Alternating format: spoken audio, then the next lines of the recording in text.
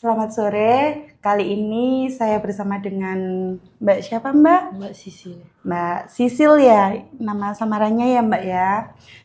Bersama dengan Mbak Sisil. Mbak ini nanti ada beberapa pertanyaan yang mau saya tanyakan ke Mbak Sisil.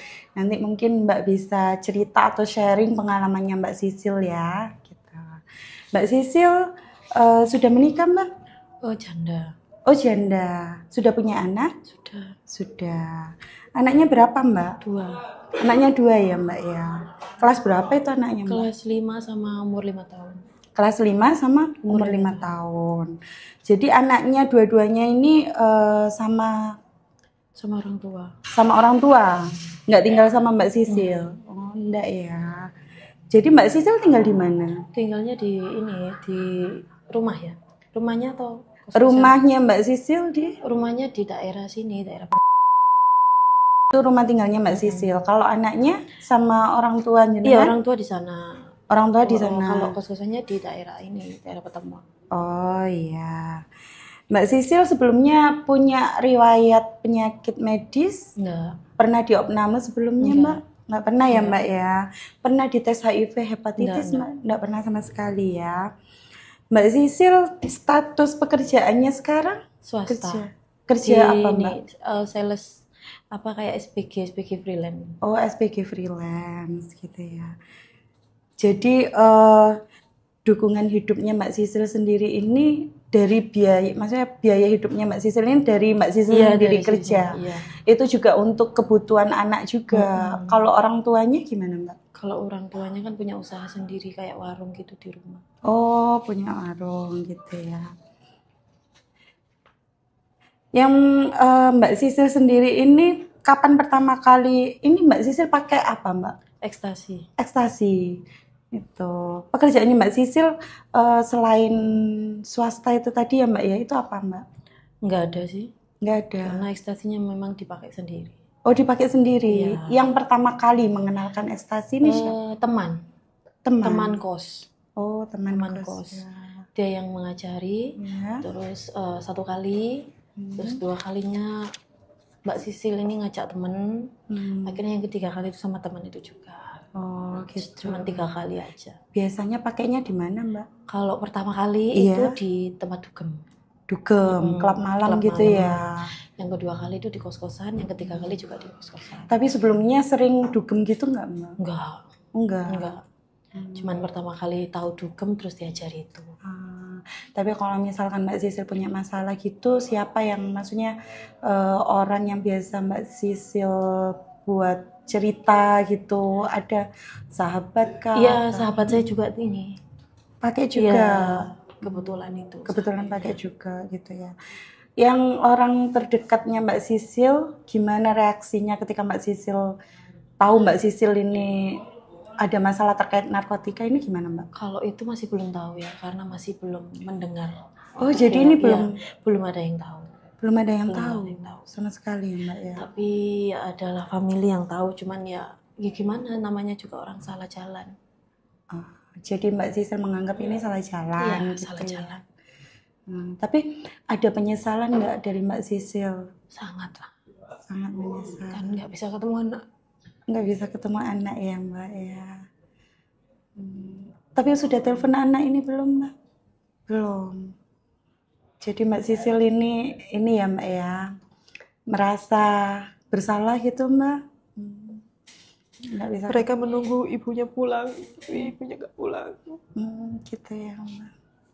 Maaf ya. Iya nggak apa-apa Mbak. Ya gimana lagi, harus dijalani.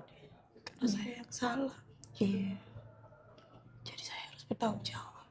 Iya. Lebih baik dari sekarang daripada terlambat. Iya.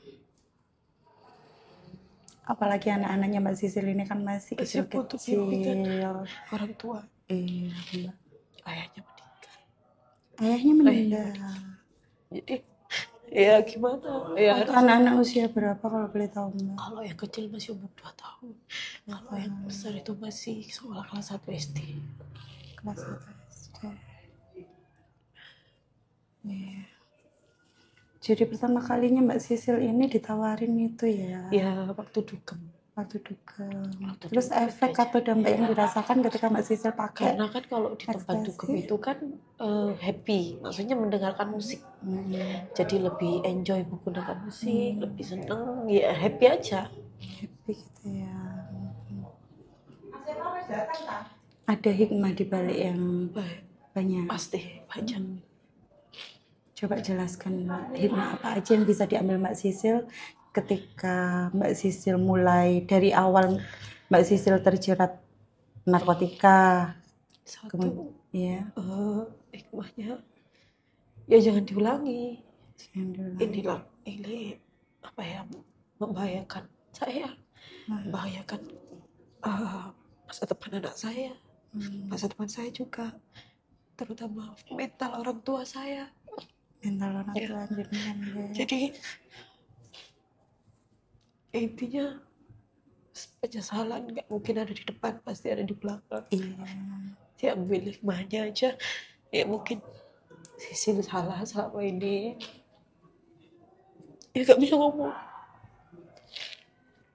Intinya Sisil salah pergaulan juga, salah pertemanan, berteman dengan yang bukan tempatnya. Harusnya Sisil fokus dengan pekerjaan, dengan bagaimana cara membesarkan anak-anak Sisil. Tapi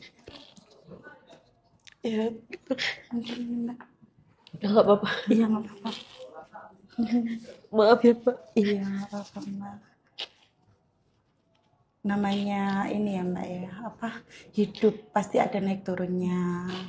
Mungkin kemarin namanya apes gitu ya Mbak ya, kan maksudnya apes itu nggak ada di kalender gitu. Tapi ketika Mbak Sisil bisa mengambil hikmah dari kejadian ini, Mbak Sisil bangkit, akhirnya Mbak Sisil ini ya bisa bangkit, maksudnya udah ngambil hikmahnya dari sini, udah bisa bangkit, dan ya udah kita Mbak Sisil bisa melanjutkan ke depannya. Gimana masa depannya Mbak Sisil, bagaimana masa depannya anak-anaknya, orang tuanya, gimana orang tuanya ini Mbak Sisil ketika orang tuanya Mbak Sisil ini nanti tahu ketika Mbak Sisil ada masalah seperti ini itu seperti apa gitu Mbak. Mungkin Mbak bisa memberikan pesan kepada perempuan-perempuan yang ada di luar sana yang masih terjerat narkotika. Mungkin Mbak Sisil bisa menyampaikan atau memberikan pesan. Kalau pesan Sisil sih, jauhi pergaulan yang tidak mungkin patut untuk dipergauli. Kalau sekiranya memang dia sudah terjerat, belajar berhenti dari satu lingkungan. Hindari lingkungannya, hindari pergaulannya, insya Allah pasti bisa. Tapi terutama satu dari niatnya.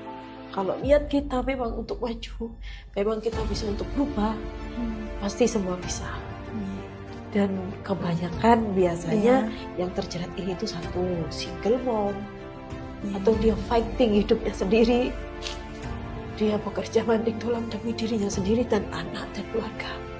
Itu kelengahan wanita, dan itulah cara lelaki untuk mengelabui wanita. Jadi berhati-hatilah, safety diri sendiri.